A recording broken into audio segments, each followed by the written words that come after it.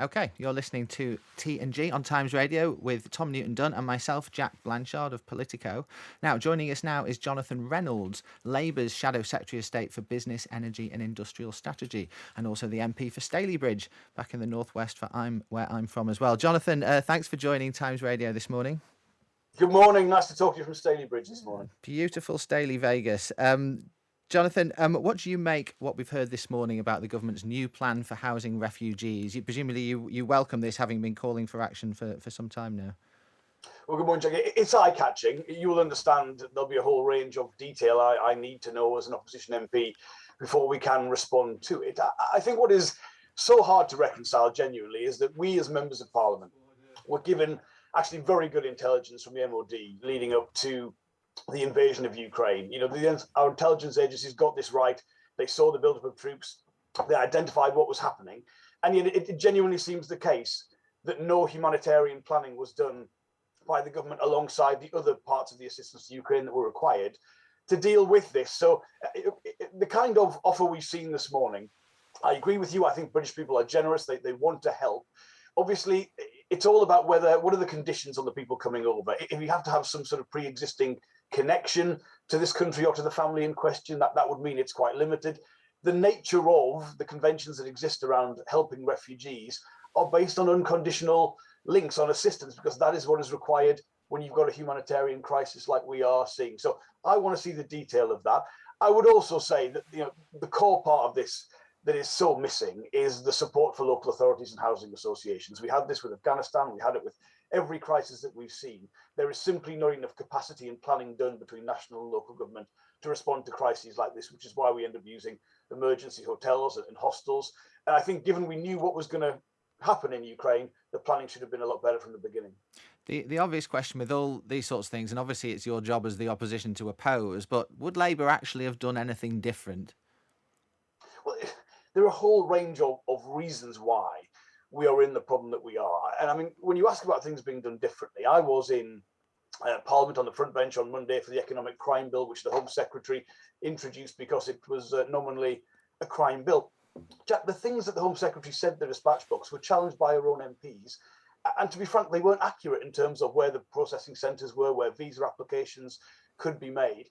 We said from the beginning, you must have, in a situation like this, a specific emergency visa program that applies to the people affected by this crisis. The initial response from the government, as you remember, was to treat people coming from Ukraine as if they were applying from any other country, like it was a traditional immigration situation. There was the suggestion they could apply, for instance, for the seasonal agricultural visas that exist to help the British farming industry. I mean, that is obviously not appropriate. And I just feel at no stage did they give the planning to this that was clearly required based on what the government definitely knew and was able to communicate to the rest of the House of Commons.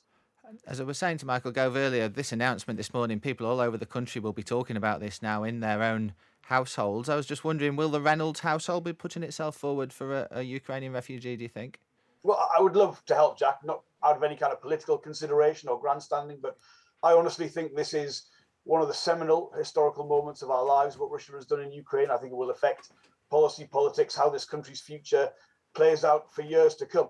You will know we're a family of 6 here in Stalybridge, so we haven't got a lot of room and might not be as attractive as other places might be. But I think a lot of people would help. I saw a poll this morning. I think someone was criticising the British public, saying only 9% of British people said they would definitely help. That's quite a lot. Actually, I mean, that is 1 in 10 British households, and that would go a huge way to meeting the humanitarian assistance that is required. But it goes back to that point, Jack, who's eligible? How will they come over? What support will they get? What if they need to work? I understand this is an offer originally for 3 years. Now, that's a significant amount of time to host someone in your home. So how will eligibility for other parts of the system work alongside that?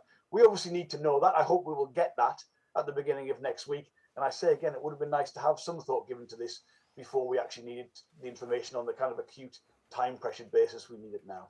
Now, you're Shadow Secretary of State for Business, Energy, Industrial Strategy, and I'm sure energy bills is something that's occupying a lot of your time at the moment. In fact, it's occupying a lot of people's thoughts at the moment all around the country with them soaring higher. We've all been getting emails recently about our energy bills going up. We know they're going to keep going up, and we know this war is going to make things worse. How bad do you think things are going to get by the end of the year? Well, it's the worst collection of pressures that I I've ever seen as an MP. I can't give you a historical parallel for the kind of squeeze the British public are already enduring and are about to endure further. Now, the first thing to say is I think clearly what is happening in Ukraine makes the pressures more acute, but we had a crisis before this began. All of a sudden we're talking about a dual fuel bill in the UK, the average bill being £3,000 a year in October. But we shouldn't get past the fact we were rightly shocked that we were looking at £2,000 as of April of this year. So the crisis was there. I think the government's response hasn't been good enough, but I think they have to respond to what is happening in Ukraine for one particular reason, which is the kind of buy now, pay back later scheme the Chancellor announced, where you get some money off your energy bill and pay it back over the next 5 years. Well, of course, the assumption there was that the peak at the beginning of this year was the peak of costs and they would reduce in subsequent years. I don't think that can be the assumption anymore. So we're going to need to see a much stronger response from the Chancellor. Lucky for him, he's got the chance to do that. We've got the spring statement in 2 weeks' time. Only a strong political response will help with this. Of course, there are global pressures behind oil prices, behind gas prices, but how we respond to them and how exposed we are to them comes down to this government, and the Chancellor simply has to act. We're expecting Boris Johnson to head off to Saudi Arabia this week.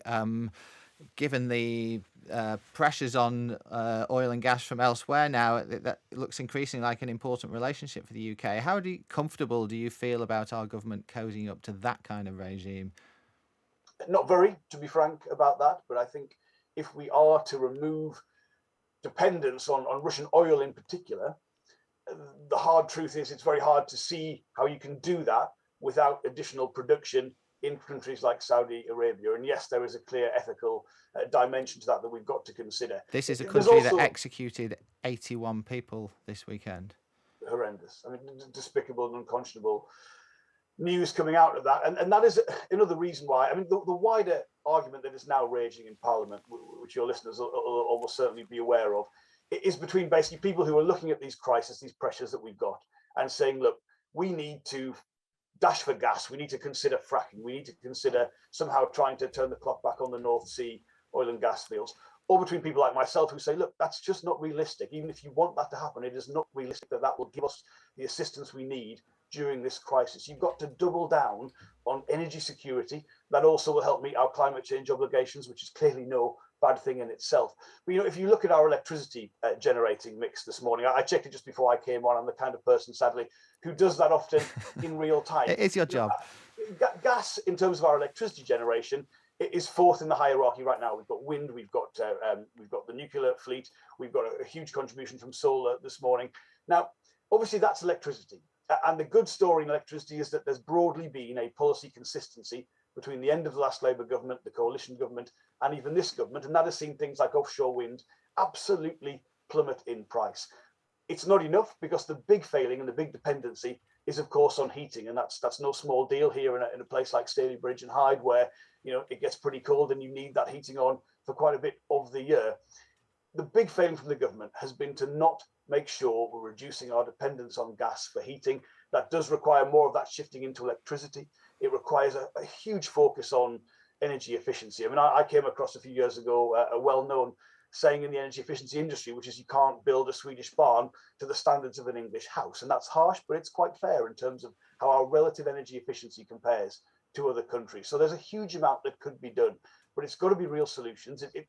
I would say people looking at things like fracking simply don't understand the economics of that and the time frame involved, even if they wanted it. And personally, I don't want it based on the experience we had here last time. It was a factor here in the Northwest. There's got to be a much stronger focus from government on that. And we needed that, frankly, before we had the crisis that we've got. It's even more acute now. All right, we're out of time. Jonathan Reynolds, Shadow Secretary for Business, Energy and Industrial Strategy. Thanks for joining us today. Pleasure.